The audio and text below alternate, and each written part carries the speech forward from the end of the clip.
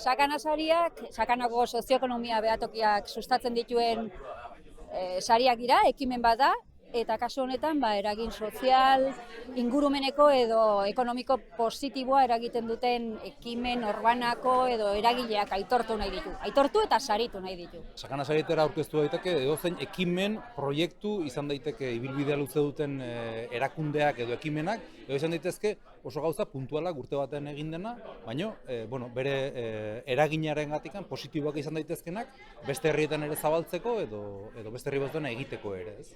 Sakanasarietan bi sari dira ematen direnak, lehenengoa izaten da orokorra behatokiak berak aukeratutako epaimaiak erabakitzen duena, eta bigarrena publikoak beraien botoen bidez aukeratzen dutena.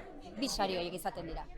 Eta hau da, hirugarren aldia da sakanasariak ematen direla, eta hemendik aurrera, espero dugu orain arte bezala, gero ekimen gehiago eta gero eta ekimen interesgarriagoak eta sakonagoak aurrera ateratzera. Eta gure aldetikan gonbidatzen zaituztegu ekimen berriak sustatu eta baita ere aurkeztera.